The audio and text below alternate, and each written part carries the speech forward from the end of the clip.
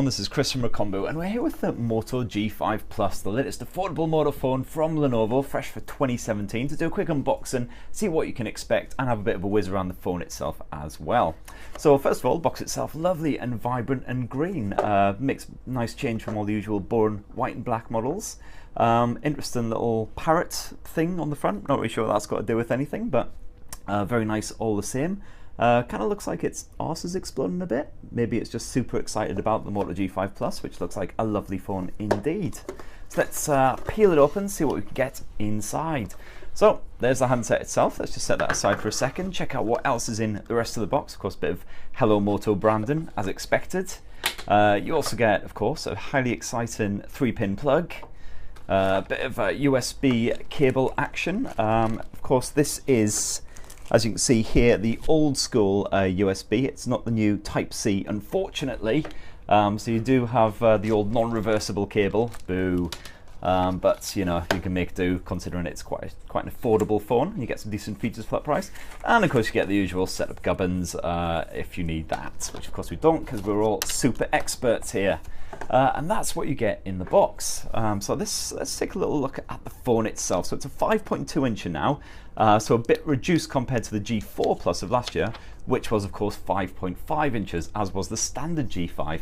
So it's definitely shrunk down a little bit. Immediately upon gripping it, you can tell it's slimmed down. It's not quite as wide as the other one was, which should make one-handed use a lot easier. Lovely stuff.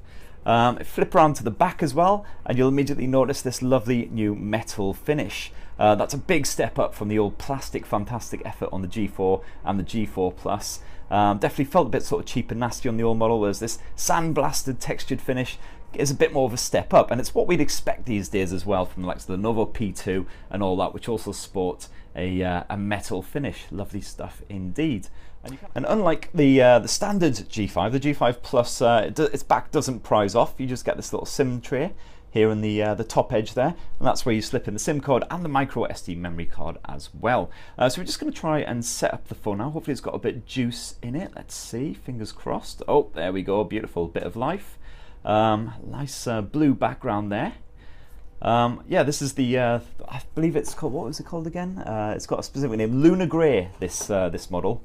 So not sure why it doesn't come in lovely vibrant versions like the box. Sadly, Lunar Grey and slightly different grey are the only two options at the moment.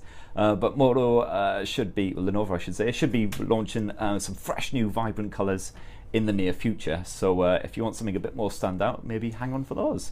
So I'm going to whiz through the setup process now, and we'll come back and we'll take a closer look at the lovely bit of Android interface. Whoa, psychedelic.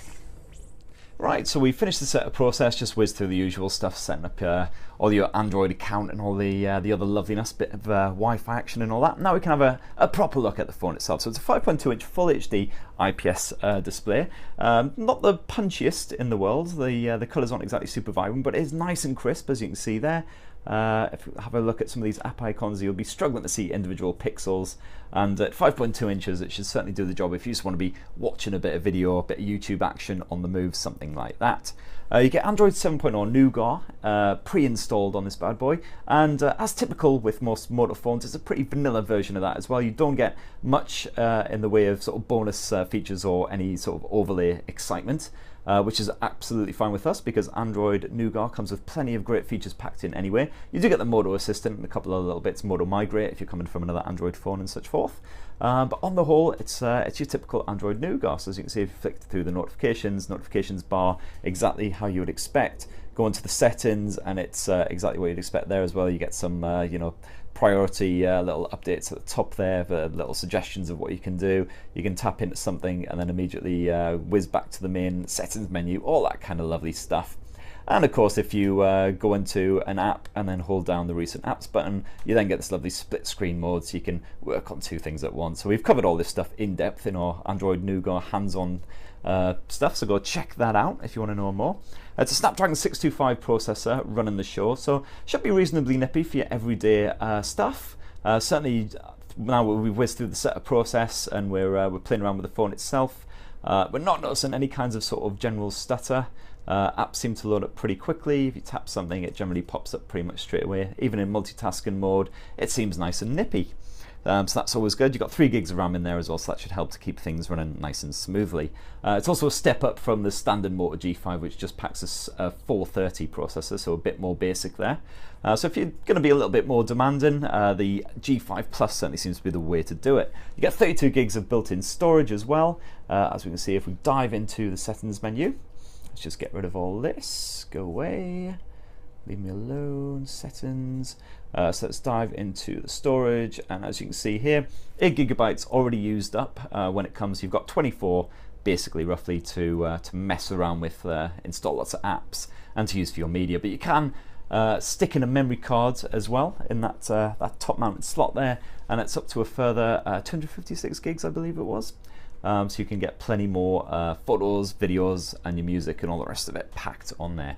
3000 milliamp battery as well, so hopefully should keep you going all day. We'll be sure to test that out for a full review. And of course, one of the biggest features of the Moto G5 Plus, one of the most intriguing features, which we're really looking forward to checking out, is the G5 Plus's rear-mounted 12 megapixel camera. It's actually very, very similar to the Galaxy S7's camera. So first of all, let's just nip through the setup process. So just the usual, allow the location, GPS tag and all that kind of stuff. Of course, you get the quick capture mode as well. So that should be on by default. So if you just go like this, there we go, we get straight into the camera app, handy for those impromptu snaps. And it's an f1.7 aperture, just like the Galaxy S7, so it should be really, really good in low light. And it uses the same dual pixel focus technology as well, which replaces the PDAF found in the last generation of Motos. So it should hopefully be super, super nippy when you're tapping around, getting it focused on things, and then just instant shutter action as well. And as I say, hopefully in the low light conditions it will prove rather good indeed. And of course, because this is a Moto phone, it's pretty sort of standard fare in terms of the settings. Very, very basic, just the kind of settings that you just need to take, you know, everyday shots and video. You can actually take up to full 4K resolution video now, which is lovely. A good bit of slow-mo action if you require. Let's just tap that back down to full HD. The only problem is it doesn't have any built-in image stabilization features, so we'll see if that has an impact on overall quality. But hopefully, for the price, £259 here in the UK, it should do the job. And you also get a 5 megapixel front-facing camera as well, which again should be well up to everyday selfie shots.